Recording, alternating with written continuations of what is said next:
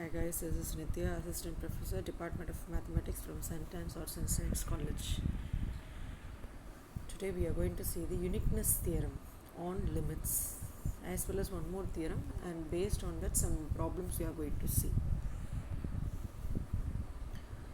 So first theorem, that is uniqueness theorem on limits. If the sequence of real numbers Sn is convergent to L, then the sequence cannot convergent to a limit distinct from L. If we are taking any sequence, if it is convergent to L, then the sequence cannot convergent when to a limit if it is distinct from L. Distinct from L is if it is different from L. So it can be written as if limit Sn equal to L and limit Sn equal to M, then L equal to M. So both the limits are different, so that's what they have given us, distinct from L, and we have to prove that L equal to M. We have to prove that L equal to M because both are different. One is first the sequence is convergent to L, another sequence cannot convergent to the limit distinct from L. So another sequence is also different, so that is convergent to M. So then L equal to M. Now we are going for the contradiction part, that assume that the contradictory, that is L is not equal to M. So what will happen? So that modulus of M minus L is greater than 0. If L is equal to M, what will we say? It should be less than 0 or less than epsilon. We can take the smallest value. But if L is not equal to M, so modulus of M minus L is greater than 0. Now let us choose epsilon as 1 by 2 into modulus of M minus L. Take this as a first equation. Now by the hypothesis we know that limit Sn equal to L, it converges to the limit L. So as per the limit of a sequence definition, we know that for a given epsilon greater than 0, there exists n1 belongs to I such that modulus of Sn minus L is less than epsilon. Here the small n is greater than or equal to capital N. Take this as a second equation. Here we are taking n1 below, instead of n capital N we are taking n1. Similarly, limit n tends to infinity Sn equal to capital M. It is given in the question that limit n tends to infinity Sn equal to capital. Again we are using the definition of the limit of the sequence. So for epsilon greater than 0, there exists n2 belongs to I such that Sn minus M less than epsilon, comma n is greater than or equal to capital N2. Take this as a third equation. Now let us take the n should be maximum of these n1 and n2. Okay, so let us take the n should be maximum of these two n1 and n2. So what will happen? Then the small n is greater than or equal to n1 and the small n is greater than or equal to n2, which implies the small n is greater than or equal to n as per the definition. So that the both the second and third equation holds as modulus of M minus L equal to modulus of M minus Sn plus Sn minus L. So it can be written in the formula, that is modulus, we know that modulus of A plus B is less than or equal to mod A plus mod B, and it can be written as modulus of A plus minus B is also less than or equal to mod A plus mod B. So modulus of Sn minus L minus Sn minus M. So we have to split like this, which is less than or equal to modulus of Sn minus L plus modulus of Sn minus M. We know that we have taken as modulus of Sn minus L is less than epsilon. So we are taking epsilon. This also Sn minus M is less than epsilon. So plus epsilon. So which is equal to 2 epsilon. So modulus of M minus L is less than 2 epsilon. Now using the first equation, what is epsilon value? We have taken epsilon equal to 1 by 2 modulus of M minus L. Now we have to apply that. So after substituting modulus of M minus L, which is less than M minus L, after cancelling off the 2 on numerator and denominator, we are getting the modulus of M minus L. See, which is a contradiction here. Modulus of M minus L never comes less than the modulus of the same number. It should be, if you are taking any number, if you are taking 5, 5 is less than 5, it is a contradiction, we know that. Likewise here also modulus of m minus l less than modulus of m minus l. So this is a contradiction to our assumption that l is not equal to m, so which is wrong. Therefore l equal to m, so hence proved. So this is a uniqueness theorem on limits. It may be asking in the 5-mark question, so they can be asking as state and prove uniqueness theorem on limits. So you have to write the statement as well as the proof. Okay girls, next one is next theorem. If the sequence of the real number Sn is converges to L, then any subsequence of the sequence is also converges to L. Okay, that is if any sequence is converges to L, then the subsequences also converges to L.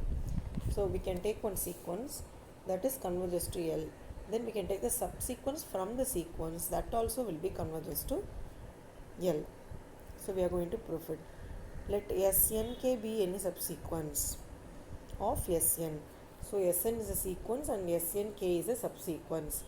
Now by the definition of subsequence, we know that n1, n2, n3 are positive integers such that n1 less than or equal to n2 less than or equal to n3 less than or equal to up to less than or equal to nk and so on. This we have taken as ni subset of n of j. N of I is subset of n of j, which we had seen in the subsequence definition. So ni is less than nj. Likewise here n1 is less than n2, like n2 less than n3 and so on.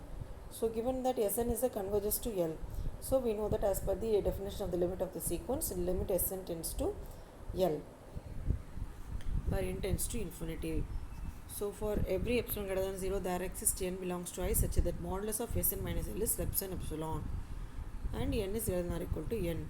Now from the first equation, virtue of the first equation, that is subsequence n1 less than or equal to n2 less than or equal to n3 and so on up to nk less than or equal to n, there exists a value k, so that we can take it as a k naught such that nk is greater than or equal to n. That is, in the place of small n in the limit of the sequence definition, we are taking nk. So in the place of k, we are having nk naught greater than or equal to n. Now applying third in the second equation, so what will we get? Modulus of Sn minus L is less than epsilon, comma n is greater than or equal to nk naught. Therefore Snk, that is a subsequence, is converges to L. That is, a subsequence is obviously converges to L. So it proves the theorem. See the corollary. All the subsequence of the convergent sequence is convergent to the same limit. If you are taking any sequence converges to L, then the subsequence is also converges to the same limit they are giving. Okay, suppose if we are taking any set, if it is converges to the limit, some limit, then the subset also converges to the same limit. It has to be n without the same limits. Likewise, the sequence also we are taking. That is given as a corollary. Now we can see some examples. Show that the sequence Sn, where Sn equal to sine n pi theta and theta cap equal to L, is rational number such that theta lies between 0 and 1 is not convergent.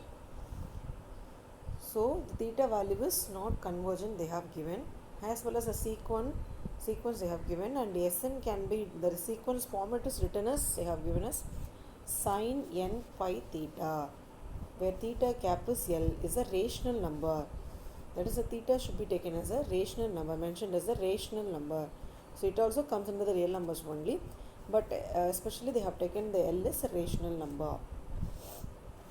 And also they have given one condition that the theta is lies between only 0 to 1, not other than any other numbers, and also it's not convergent. So let us take the theta value as a by b, since they have given as a L as a rational number or theta is a rational number, the limit is a rational number. So let us take theta equal to a by b, where a and b are integers. So b is greater than or equal to 2. Why we are taking? Because the theta they have given us 0 lies between 0 and 1. So we are taking the denominator value that b is greater than or equal to 2. So for n equal to b and 2b, 3b and so on the given sequence. That is, the terms of the sequence will be formatted like that: b, 2b, 3b and so on. Now since we're having that sine pi a, so sine 2 pi a and sine 3 pi a, how it came? Since sine n pi theta equal to sine b pi a by b, which is equal to, after cancelling b, we are having sine pi a.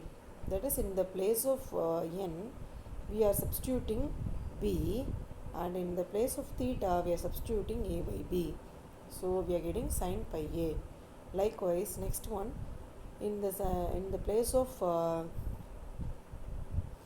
n, we are substituting 2b. So we are getting, after cancellation of the b, we are getting sine 2 pi a.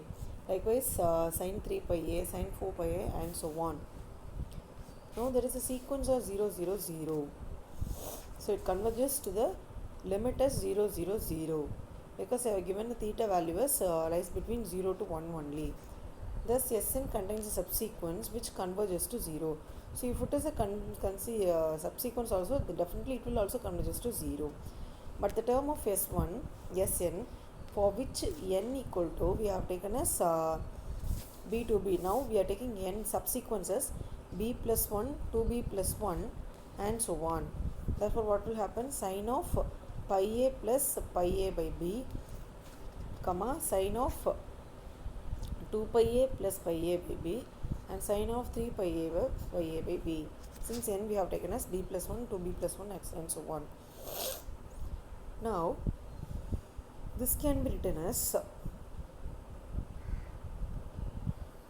sine pi a, that is minus 1 the whole power a, and sine pi a by b. Likewise, second term, minus 1 the whole power 2a into sine pi a by b, and the sine 3 pi a can be written as minus 1 the whole power 3a into sine pi a by b.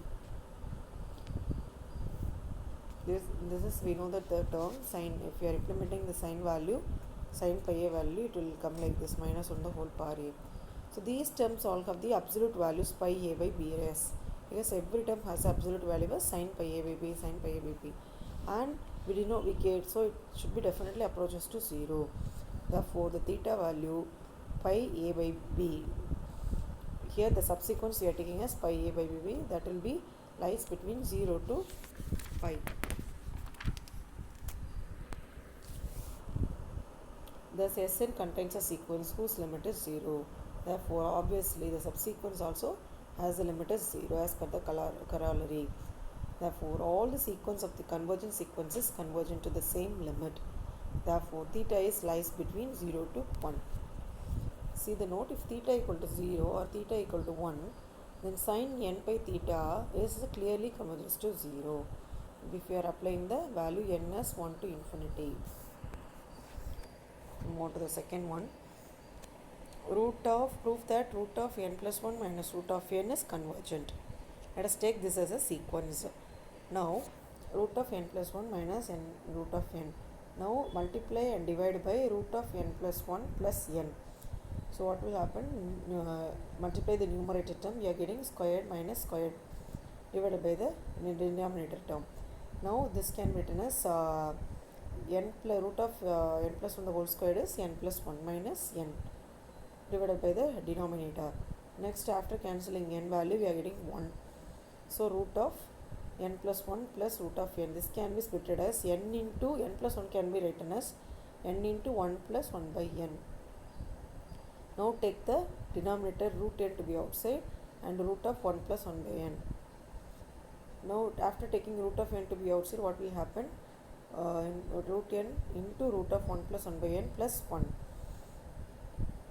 Now take the root n to be to the numerator.